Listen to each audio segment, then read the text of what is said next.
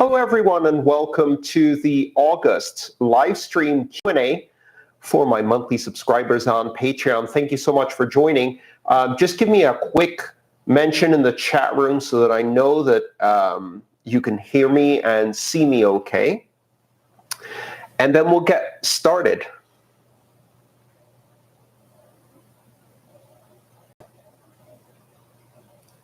All right, let's see how it's going. Great, AV. Okay, here and see. All right, let me just turn the bright lights down just a tiny bit because they're a bit too bright. So hang on a second.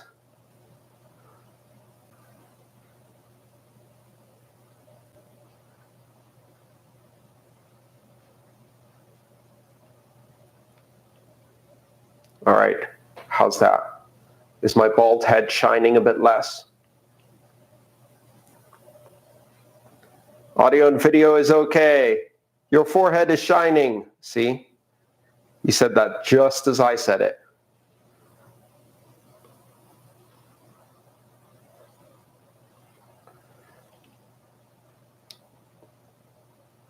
The Shining. All right, very good, everyone. Please give me 1 second. I want to make sure that there's no one hanging out in the other live stream waiting for me to get there. So I'm just going to go and make sure that the other live stream has either not started or is noticed by everyone. Let's see. There are 3 people waiting.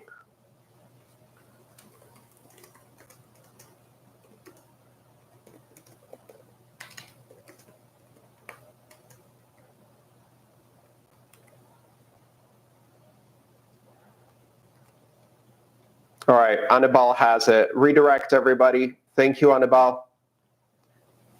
I think we're ready to get started.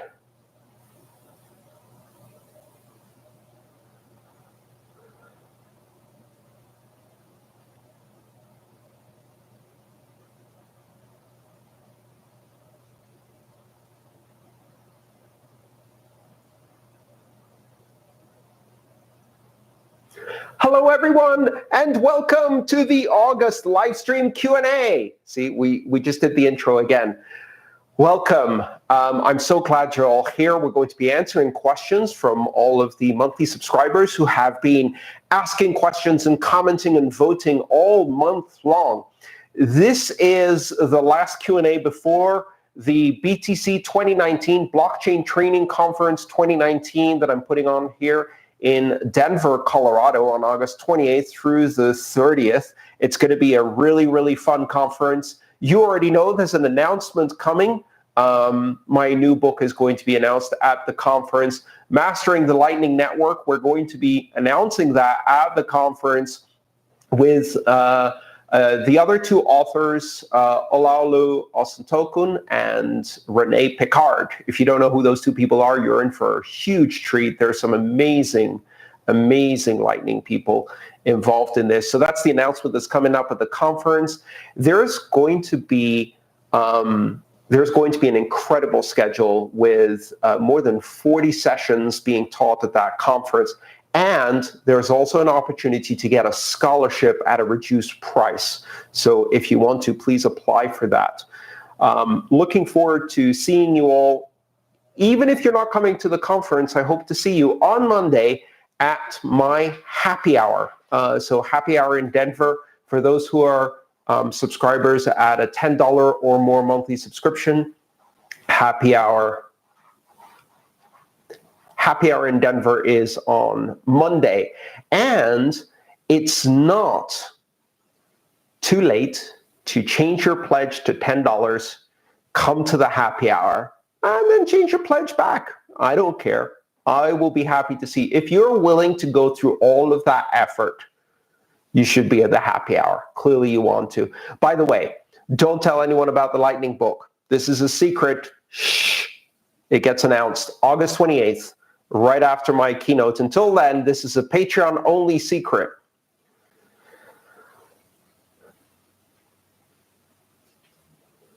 All right, let's jump right into the questions.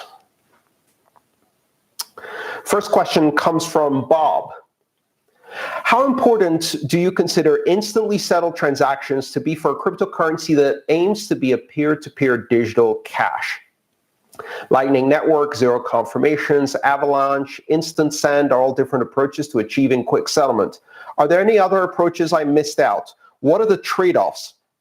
And are all of these methods safe from double spend? Do any of them allow for instantly respendable transactions without having to mature on the blockchain first? You did mention quite a few. So let's start with the first aspect. Do I consider instantly settled transactions necessary for a cryptocurrency that aims to be peer-to-peer digital cash? Actually, I don't. I think that for many of the simplest forms of transactions, especially for low-value transactions or transactions for things that are shipped after a slight delay, there's no reason to worry about instant confirmation. Merchants can either choose to take the risk of a double spend for low-value items, or can take a payment, authorize the order, and then as long as they ship after 1 or 2 confirmations, they're usually in good shape. Again, this is a risk-based mechanism, so you've got to decide what is the risk you're willing to take of a double spend. For small amounts, it doesn't make sense. It's the same thing as noticing that when you pay with your credit card for an item that costs less than $25, they don't request a PIN or a signature. And the reason is that the cost of the time delay required to take a PIN or signature isn't worth the risk of you reversing or charging back or using a stolen credit card, because they can move more customers through the queue. Now, you mentioned Lightning Network, and Lightning Network is an instant settlement system because the funds have already settled when they enter a payment channel. So the funding transaction takes time in order to create a payment channel. Once you've created a payment channel, essentially those funds are already confirmed on the network. So if you make a payment through Lightning, it settles instantly as soon as that payment is complete, which usually takes less than a second to do. Zero confirmation transactions are not secure. So zero confirmation transactions are not instant settlements. They're basically not settlement. You're saying, I'm going to accept a payment before it's settled. And that is a valid risk mitigation strategy for small value payments in a retail environment where you don't care about chargebacks, or in the case of digital currencies, double spends. So zero confirmation is a valid risk strategy, but it's not instant settlement. It's basically giving a product to someone before they have settled the transaction. So as a result, we are going to see more instant settlement happening on networks like Lightning, but I don't think it's a necessary precondition for a cryptocurrency to be used as cash. It's one possible way to do it.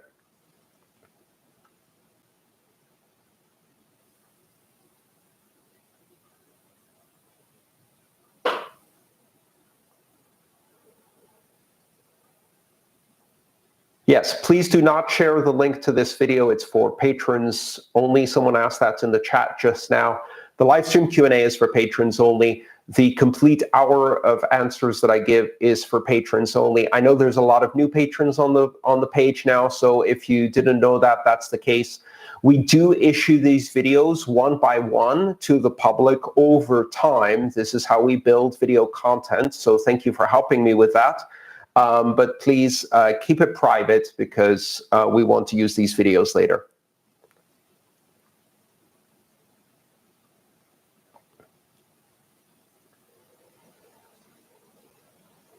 Alessandro asks, how do you determine the value of a salary in Bitcoin for you and your employers? A monthly or weekly or daily average in USD? Referring to an exchange at the moment of payment, fixed in BTC for a certain amount of time. Is there a method you advise to do a fair choice? Thank you so much. So This has a lot to do with the difference between using Bitcoin as a medium of exchange or Bitcoin as a unit of account. And I don't use Bitcoin as a unit of account. I use Bitcoin as a medium of exchange and a store of value.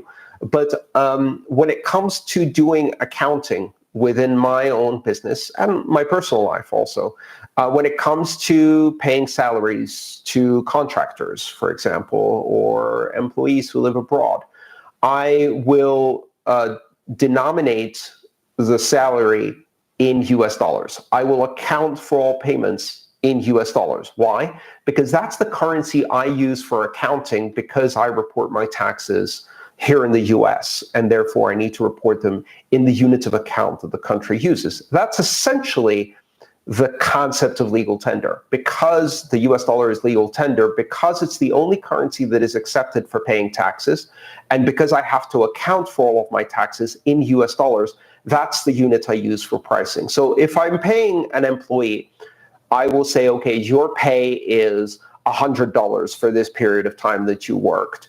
And if that contractor or employee says, I would like to get paid in Bitcoin, then at the moment of payment, I pay the Bitcoin equivalent of $100.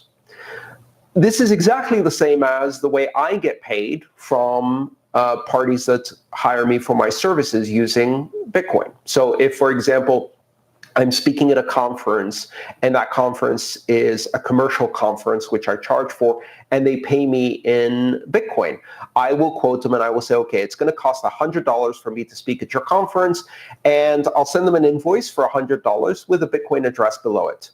At the moment of payment, as agreed on my contract, they will make a payment in Bitcoin at the equivalent rate of 100 US dollars based on the exchange rate of that moment. I specify a particular exchange rate provider for all of my contracts in order to have consistency. Because, as you know, different exchanges might be showing a different exchange rate, usually small fluctuations, so I don't particularly care.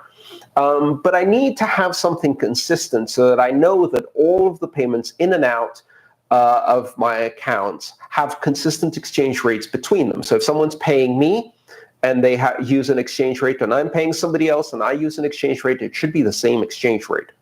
In order to do that, I specify in my contracts what the source of the exchange rate is. So you could say payable with the exchange rate at the time of payment according to Coinbase.com, or according to the BitcoinAverage.com website, or according to the Chicago Bitcoin reference rate for the Chicago Mercantile Exchange, whatever it may be. As long as you're consistent, that's all that matters.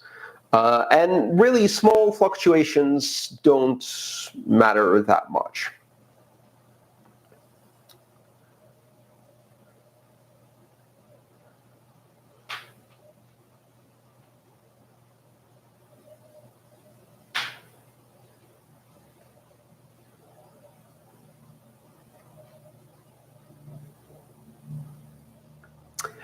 How to check if the Bitcoin address is blacklisted through government sanctions or stolen Bitcoin?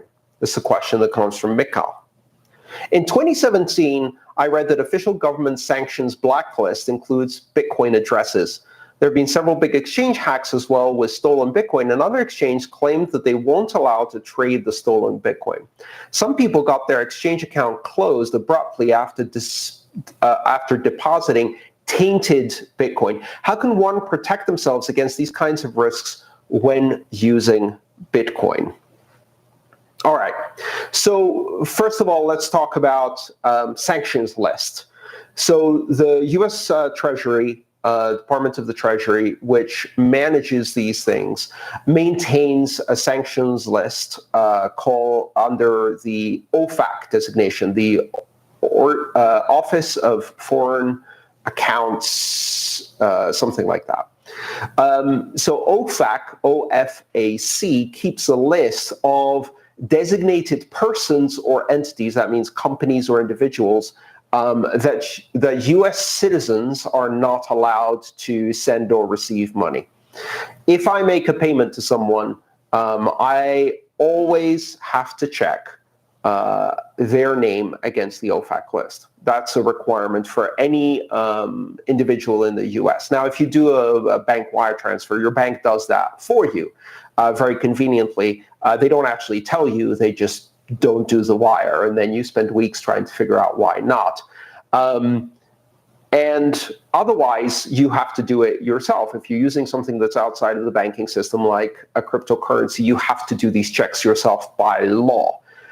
I don't have a way of checking Bitcoin addresses because, interestingly enough, while OFAC has blacklisted some addresses, they don't list the specific Bitcoin addresses in the public database that's available. So I check the people that I'm sending to, not the addresses. And that's the best you can do. Now, there may be other blacklists that various exchanges use. One of the big dangers of blacklists is that they don't work. From a practical perspective, they simply don't work. And they don't work for two reasons. One is that the cost of propagating and maintaining a blacklist is very, very large, where the cost of generating a new address is zero. So an individual can write a script that generates 1 billion addresses an hour, and the blacklist can't keep up with that rate of address generation. There's no way to predict what the next address in a hierarchical wallet might be, so you don't even need to generate a new wallet. You can just keep generating addresses. If someone blacklists an address, that doesn't mean they've stopped a person from receiving crypto at all. It simply means they blacklisted one address. This is a legalistic technique. It has nothing to do with technology, because as technology, it's not effective. It's only effective as a legal threat. It's mostly symbolic. It's also not workable because in order to maintain a blacklist, you have to constantly update it. And of course, mistakes can happen. And it's very easy to create a situation where people's addresses are blacklisted accidentally, and then you have a blacklist that doesn't work. Now, exchanges do use blacklists, and they use them by subscribing to feeds from surveillance companies and then feeding back data to the surveillance companies.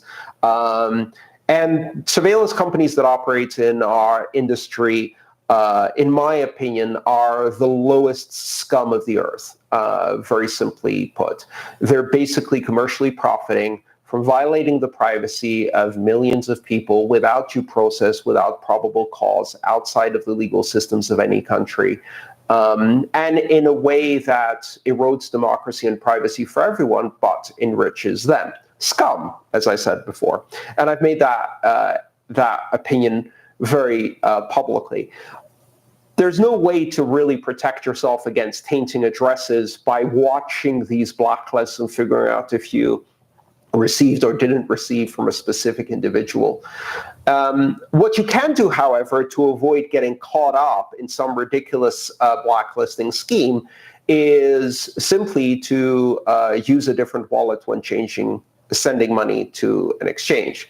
An exchange has to have a certain look back, meaning that when they receive money, they can look at the address that sent it to them, and then the addresses that sent to that address, and the addresses that sent to that address, so they can track backwards the sources of funds. But they can't do that very effectively more than a few hops. First of all, because the number of addresses becomes very, very high if you go back several hops, because every output can have multiple inputs coming into it, so all of those need to be checked, and then each one of those can have multiple inputs. So this creates a very rapidly exploding exponential tree of addresses.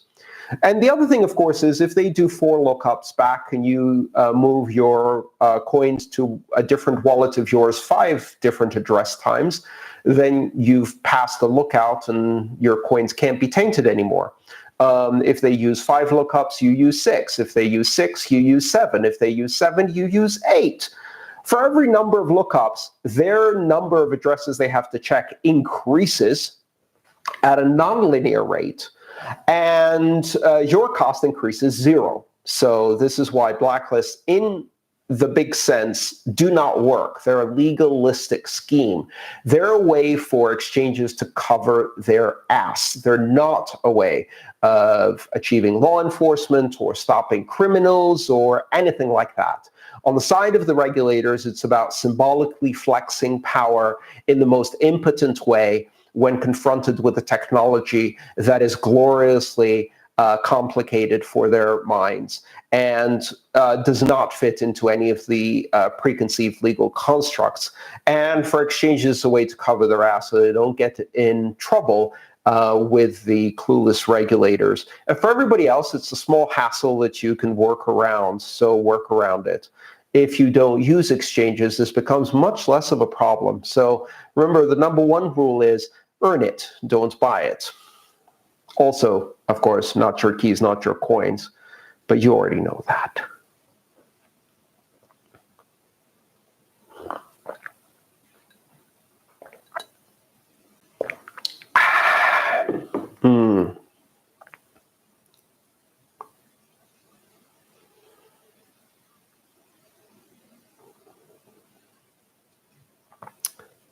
Do we have some problems with the audio or video? Nope, just one person was getting bad audio.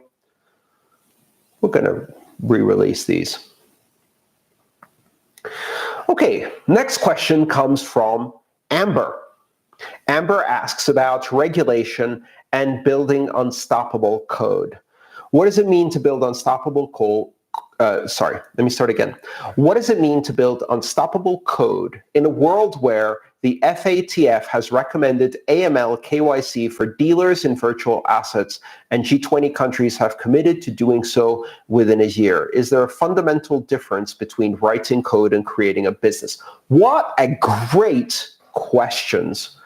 Yeah, there's a massive difference between building a business and writing code. First of all, code is a purely expressive activity, and there are a number of legal precedents, especially in the US, but in most countries, where the production of software is a form of speech, meaning that writing code is covered under freedom of expression by the First Amendment of the US Constitution, at least. And that's not something that you can simply legislate away. They can't just write a law and say, oh, by the way, crypto code doesn't count as free expression. That causes all kinds of problems across the computer industry, and there'll be a lot of resistance. Also, it's unlikely to pass constitutional scrutiny. Creating liability for programmers for the code that they've written has been a topic of discussion now for 20, 25 years, especially with the rise of the internet. And it's gone nowhere. And the reason it's gone nowhere is because it's almost impossible to enforce and purely symbolic in nature, even if somebody decided to try to legislate in that direction. It wouldn't work in the US, not without some serious revision of the Constitution. So as a result, writing code, writing unstoppable code, well, that's not really regulated by the FATF because the people writing the code are not the people doing financial transactions. And the FATF applies to organizations that are exchanging fiat for crypto or crypto for crypto and transmitting with custodial control to other exchanges. And they want everybody to collect AML, KYC information, which means know your customer information on every transaction in crypto. Well, that's, how do I put this delicately? Stupid. It's stupid. And the reason it's stupid is because what you're asking these organizations to do is, as a small, underfunded startup that most of these exchanges are, you're asking them to control and collect privately identifiable information on every customer. What's going to happen? That information is going to leak. It's not going to stop any crimes. It's not going to produce any real money laundering protection, but it is going to cause a lot of identity theft and identity leaks and violate the privacy of millions. Once again, that is the case. So what do these regulations achieve? Not much, and they don't apply to writing unstoppable code. What they do is they mean that centralized businesses in crypto are at a huge disadvantage because they will come under enormous pressure to apply traditional bank regulations to an amorphous, quickly moving, very, very flexible technology that operates on a global basis, which is a losing game. It's simply going to mean that it's going to be impossible for the exchanges to comply, or they have to limit their business model.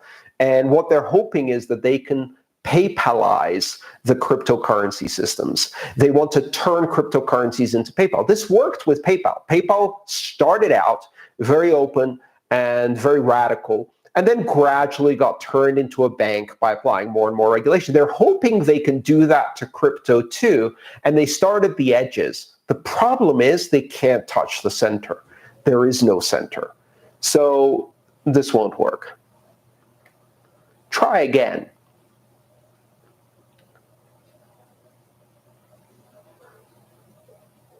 Yeah, some really great questions in this session. Trust in Bitcoin Core builds. Enrico asks, you talked in the past about deterministic builds of Bitcoin Core used to ensure the binaries built are identical to what they are supposed to be from the source code. How does the support for GUIX in Bitcoin Core changes this scenario? I've heard that it reduces the trust in third-party tools, but I'm not sure I understand the benefits of that.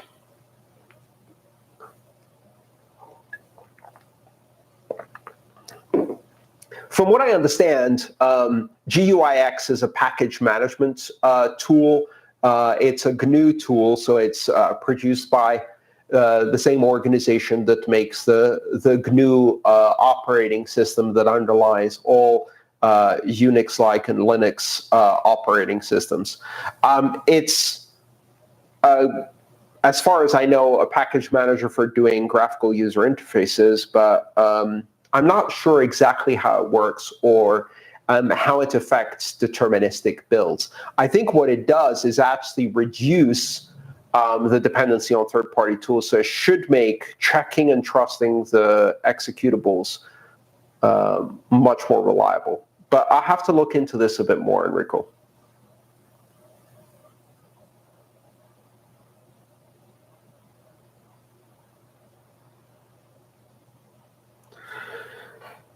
Matthias asks, how do I turn a single BIP39 recovery seed into a 2 of 3 recovery seed?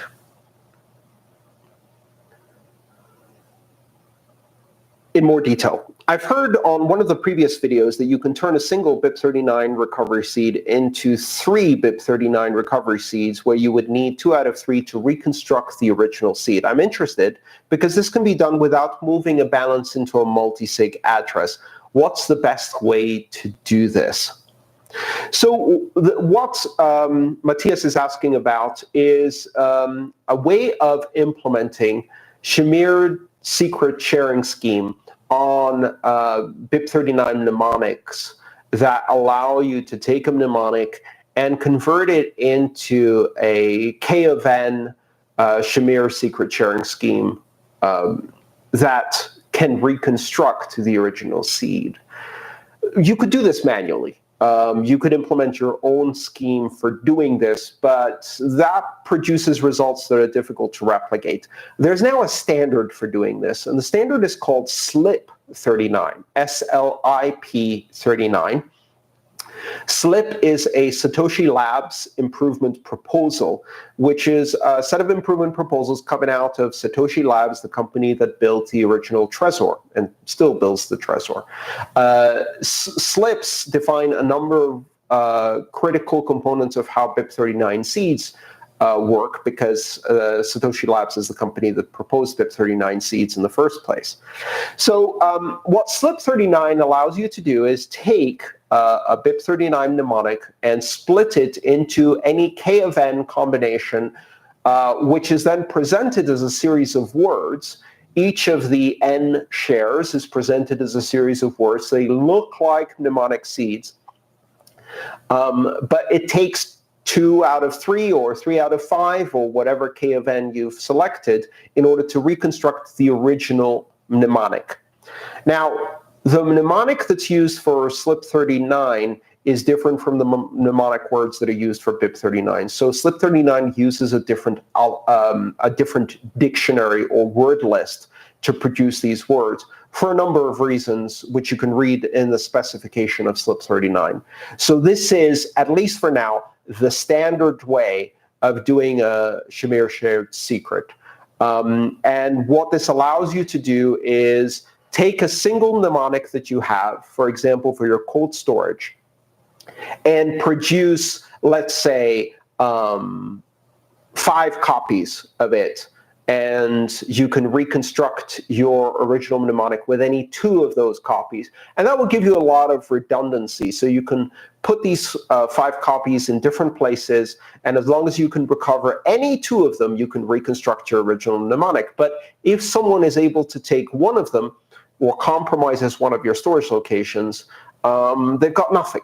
So you can also combine this technique with a passphrase. So you can have SLIP39 shares that produce a BIP39 mnemonic that then only leads to your funds if you also have the memorized passphrase. And that's another factor that increases your security.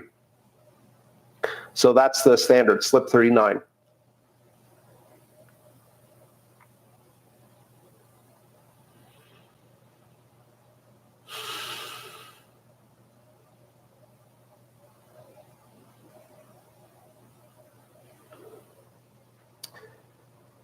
Christy asks, what are your thoughts on the current trade war between the US and China? What role, if any, could Bitcoin play, or how could this impact Bitcoin? I honestly think it's very difficult to predict the short-term impact of cryptocurrencies on this trade war. But what is clear here is that these trade wars are happening in the context of broader currency wars. This isn't about trade. It's about exchange rates between currencies and the ability to devalue the currency without shifting the trade balance ridiculously in one direction or another. So effectively what's happening is large countries and federations like the European Union, Japan, China, Russia, the US, etc., are all engaging in currency manipulation in a desperate attempt to reduce their debt load by devaluing the currency through inflation and allowing the currency value to slip. So when China, for example, devalues its currency, the US finds its currency strengthening. And the problem with that is that means Chinese goods are more affordable for Americans. They're cheaper. Americans buy more Chinese goods. More trade happens in the direction of China. More dollars flow to China, and the trade balance shifts in the favor of China.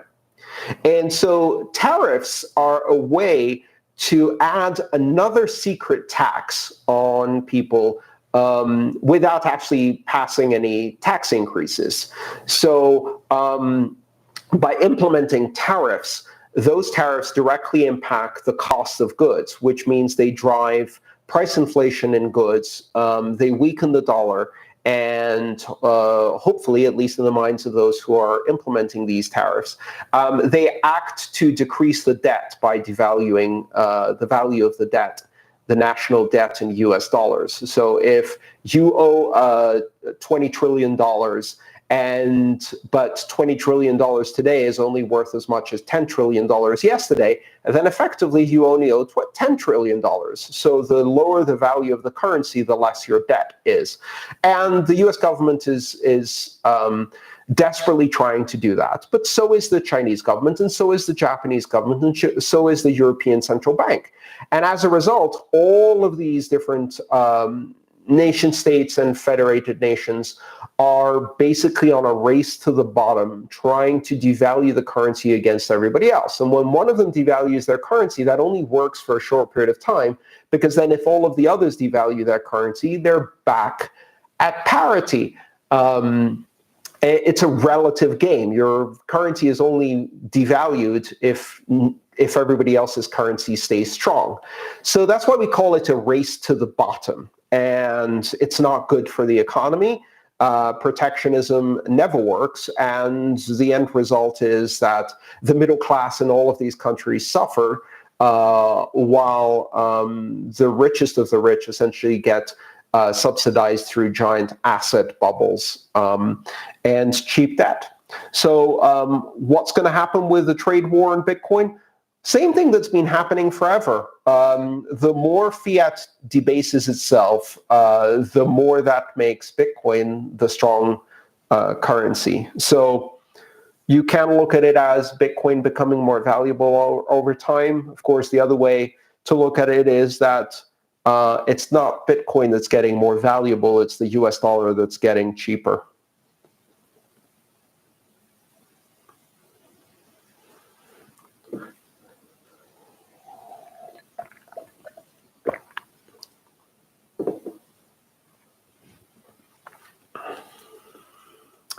Dean asks, can colored coins be used to track donations? I'm working on a platform for political funding and donations. I'd like to use Bitcoin exclusively. What would be super cool is if we could color the coins so we can see how they are used forever after they leave our donation platform. Is the case that this is possible with colored coins or with something else, or is this not possible? If this is possible, could it be used with the Lightning Network? So, Dean, to answer your question, this is possible, and you can use colored coins in order to track donations. However, depending on how users behave with these colored coins, they could obfuscate and try to hide where donations are going by using standard mixing techniques and things like that, effectively removing the color from the coins. Now, assuming that those receiving the donations don't want to do that, this is an effective way of doing it. I know of at least one other project that's doing this, which is the BitGive Foundation's project, GiveTrack, which is trying to do that for charitable donations. And can it be used with a Lightning Network? Not at the moment. You can't use colored coins or send colored coins within the Lightning Network, but it's possible that that could be a capability that gets added later on. There's no reason why you can't theoretically do that in the future. David asks, how can non-tech older people adopt Bitcoin? Andreas has mentioned that cryptocurrencies are not meant for everyone, at least for now. I live in Mexico, and we have higher inflation than other countries, and our governments have already been proven not to be reliable with our currency. Older members of my family, to avoid any Mexican peso risks, buy USD. But for them, it's a way to secure a little better their hard-earned savings. And what solutions can be developed so that they can protect their savings in USD, but also keep some of them in BTC or other cryptocurrency? The problem with buying USD as a protection against inflation is that USD is difficult to transport, it's difficult to store, and it's difficult to divide into smaller denominations. So in order to make USD very portable and easier to hide, you need high denominations. Let's say, for example, you live in Venezuela and your government has said you can't use USD, and if you are found with USD, you're going to be arrested and put into prison. And this, of course, has happened in many different countries over the years. Not happening in Mexico right now. You can buy USD, but if that USD was ever to be very, very useful because the peso really, really collapses in value, then you will immediately see currency controls on foreign currencies and people being accused of hoarding foreign currencies to collude with the enemy and support foreign forces or anything like that, at which point it becomes a crime to have these currencies. From conversations I've had with people who send money to, for example, Venezuela, one of the interesting things is that if they send $100 bills, which are very portable, lightweight, and they can send them through the mail fairly easily without it being intercepted, then the people who receive it at the other end, who are desperate for this money because it supports entire families, they find that it's actually difficult to exchange. Now, imagine if you're someone who has a $100 bill and your local currency is depreciating very, very fast, as is the case with Venezuela. So you want to spend $20 per week, which is enough, and you've got a $100 bill. You try to exchange it for pesos. They're going to exchange the entire thing and give you the change in pesos. They're not going to give you change in US dollars. So now you're holding $100 in pesos, but you can't spend them all right away, so you have to hold them for a month or maybe 2 months. Well, 2 months later, that $100 in pesos is worth $20 in pesos or even $10 in pesos because the currency is depreciating. So one of the advantages of having Bitcoin instead is that the denomination doesn't matter. Bitcoin is transportable and easy to hide for those who are in hostile regimes. And you can divide it to 8 decimal places. So if you want to sell a tiny bit just to get enough pesos for now, you can do that and still keep the rest in Bitcoin so it doesn't depreciate. You don't have to get change in pesos. You can sell a tenth, a thousandth, a 10,000th of a Bitcoin for what you need for the next few days, and then next week sell it again at most likely a much better exchange rate because the other currency is dropping. How can you get non-tech holder people to adopt Bitcoin? It's not meant for everyone, at least not for now. The answer is that right now, in a place like Mexico where you have inflation and where people are trying to protect their long-term savings, the US dollar is a perfectly good alternative compared to the peso. It's strong. They could do the same with Swiss francs. They could do the same with a number of other currencies, but certainly the US dollar is the easiest to get in Mexico. So that makes sense. Honestly, if your relatives tried to use Bitcoin, they'd probably use it with an exchange that had a custodial system. They wouldn't know how to control their own keys. And that would expose them to a much greater risk because those exchanges would get hacked, their money would get stolen, or the government could come in and confiscate it. Not your keys, not your coins is a pretty big barrier for older people to overcome, and it's not easy. You have to have a very good reason. And in some countries, people have a very good reason where it's worth learning the complicated processes needed to manage your own custody of keys and manage your own crypto. And Mexico isn't one of those places. Not yet, and hopefully, not for a very long time or ever. We will make these technologies better and easier over time. We're improving education, we're improving user interfaces. All of this is getting easier. When it's easier to do than the risks of not doing it, like the currency is having a lot of trouble, then people will do it.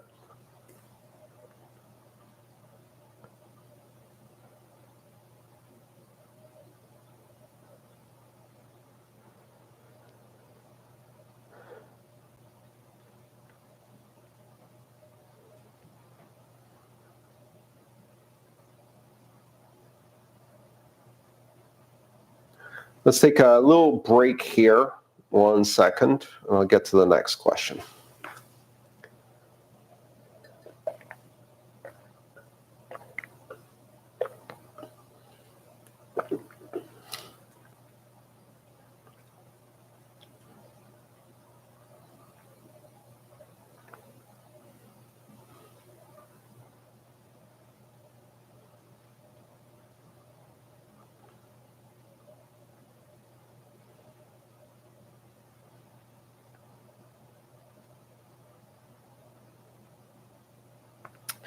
All right. Jake asks, thoughts on BetterHash?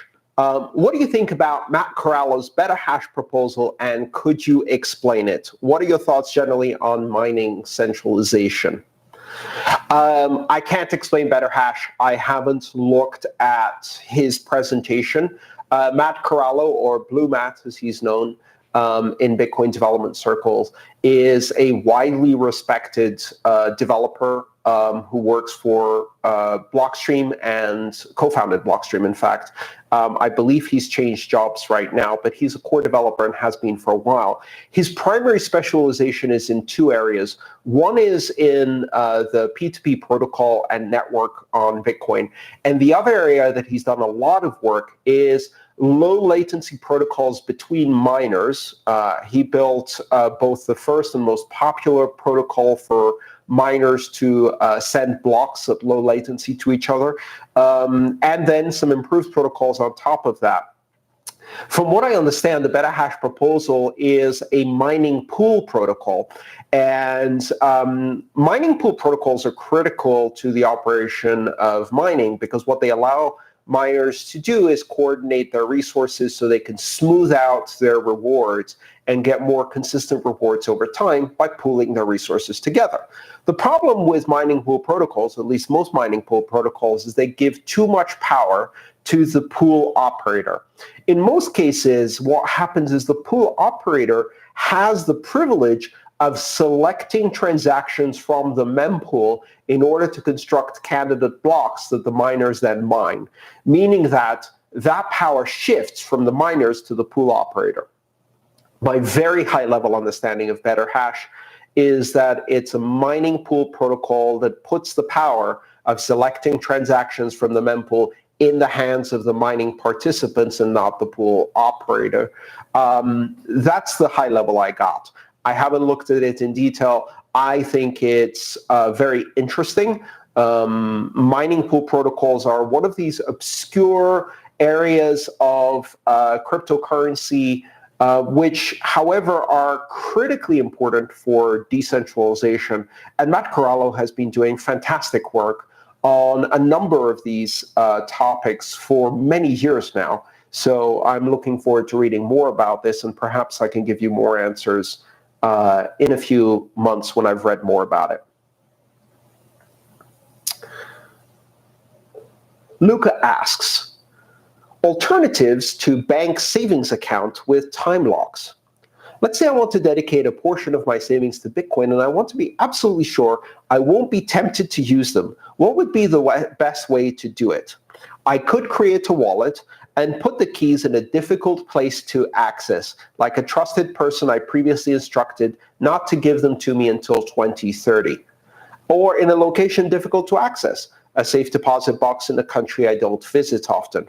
Or maybe I could use a time lock. Is this a good idea?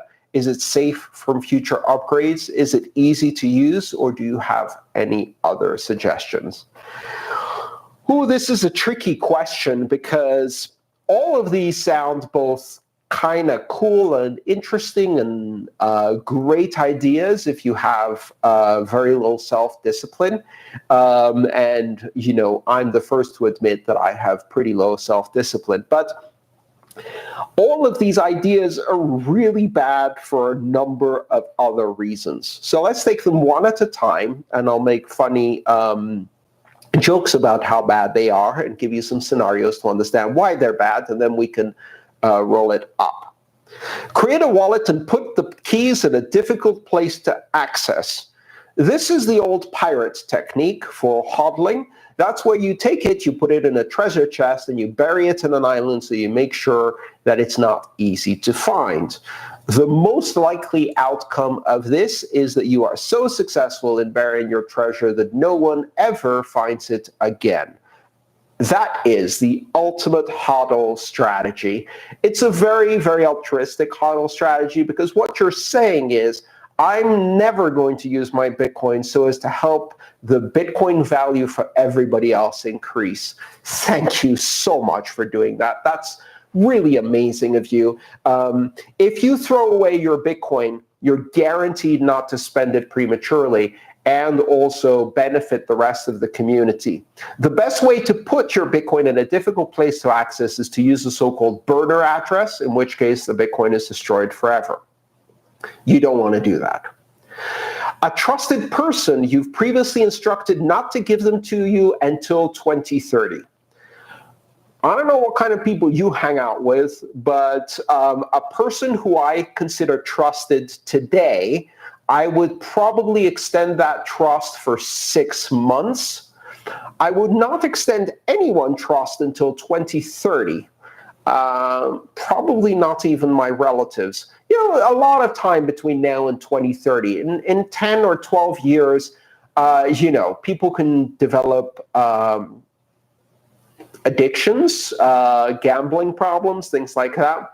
So the trusted person may either decide to spend it on your behalf, because that's the same as hodling, or when you go to them in 2030, they're like, Bitcoin keys? What Bitcoin keys? So then you have a bit of a problem. I wouldn't do that either. A location that's difficult to access, like a safe deposit box in a country you don't visit often. Well, yes, but if you don't visit often enough to do some basic auditing and inventory of what's in your safe deposit box, you may discover that your safe deposit box has been shut down, drilled, confiscated, or something else. So that's a bit of a problem. A time lock. A time lock is probably the best idea, or at least it's the least broken idea, because it maintains the fundamental properties of control of your keys while introducing discipline in a programmable money kind of approach. So you can use a time lock, and you can move your money into keys that you control, but in the script impose a time lock. You can construct time lock transactions with a variety of wallets or manually, and you can do that. Is it a good idea? Honestly, I don't think it is, because if you do this wrong, right, and it doesn't take much to do it wrong. One digit off on your time lock, and it could be, they're locked until 2130 instead of 2030. Oops. And there's no going back from that. The moment you execute that transaction, locked forever. So it's very, very risky. At most, I would do it in short increments and keep renewing it. So I'd be like, okay, I'm going to set it for 6 months from now, very, very carefully. And you probably want to do this with some test transaction first to make sure you know what you're doing and you can actually recover it. And then maybe in 6 months, sweep it into another account to give it another 6 months, kind of like a rolling time lock. Is it safe from future upgrades? Yes, it is. Not because I can predict what future upgrades are, but because there's a fundamental design principle in Bitcoin, which is that the developers work very carefully to not invalidate any form of unspent UTXO, no matter how weird it might be, or whether it depended on some kind of weird bug, et cetera, et cetera. So every change made is backwards compatible, so you never invalidate unspent coins. And all coins are safe from future upgrades. That's been the principle until now for 10 years. I don't see that changing. It's a fundamental principle, and I think it's going to be safe from future upgrades. It's not easy to use, however. There's a lot of risk in trying this, but good luck to you.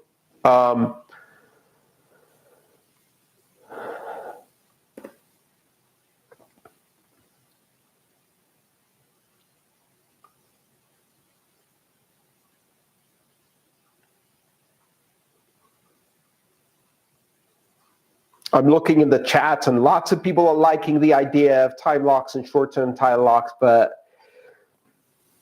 I wouldn't do it with my funds. I haven't done it with my funds. I use various other security mechanisms, including multi-sig and seeds with passphrases and secure storage locations, all of which are, standards-based techniques for reliable and secure storage of seeds.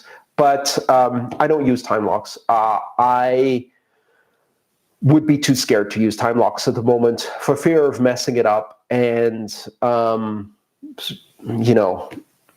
good luck. Toby asks, Anti-encryption law in Australia and possible Bitcoin confiscation. Hi, Andreas. I heard you saying that you had to postpone your visit to Australia due to the new anti-encryption law that cracks down on encrypted messaging services. Very embarrassing for Australia, by the way. Couldn't a Bitcoin technically be seen as an encrypted message service to exchange money? Might this implicate for the future that citizens could be forced to provide their private keys to avoid jail, like the USA did with the gold confiscation? We know that a desperate government is capable of extreme measure in order to steal people's assets by taxation or confiscation. Toby. I had to postpone my visit to Australia because Australia passed a law that made it mandatory to provide passwords for any devices when you cross the border into Australia. And if you don't, they can put you in jail for 5 years. Now, that means that if I go to Australia, I have to go with no devices at all, because I can't go into a country with my devices that have confidential material, client attorney privilege material, material for my companies. Nothing I'm ashamed of, but basically the fundamental right of privacy that we all have is basically being violated by laws like this. So Australia is doing this, and I'm not going to basically put my privacy at risk by giving passwords to any government, primarily because I don't trust governments to store data securely, because they've proven again and again that they can't store data securely. It keeps leaking. So I don't want my data to leak together with the data of hundreds or thousands or hundreds of thousands of other people. Theoretically, Australia could consider a Bitcoin hardware wallet as an encryption device to which you need to provide your password. And if they did that, God knows what they'd do with that device. I wouldn't think that's very safe. So, yeah, I mean, it's a very difficult situation. New Zealand has also passed some similar laws, but in their case, there's a monetary fine, but no jail sentence, so they'll just basically deport you if you refuse to give them passwords. But in Australia, it's much worse because you do not get deported. You get put into jail. As a foreign visitor on a visa, you'll get put into jail if they ask you for your password and you don't give it to them. So I don't see any way how I could currently travel to Australia to do my job without any digital devices on me. The chances, of course, of me being actually stopped at the border and searched for that reason, pretty slim. But any chance that's not zero is bad enough for me, so I'm out. It's really sad that we're seeing these laws being passed because they don't actually serve the purpose that they purport to serve.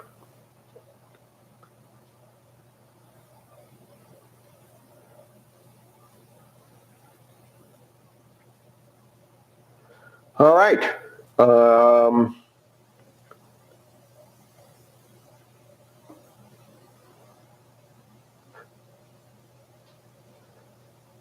I think that's everything we have time for today. I'm going to just stay on the chat for a bit. If you have any follow-up questions or you need some clarification on something I said, let me look very quickly.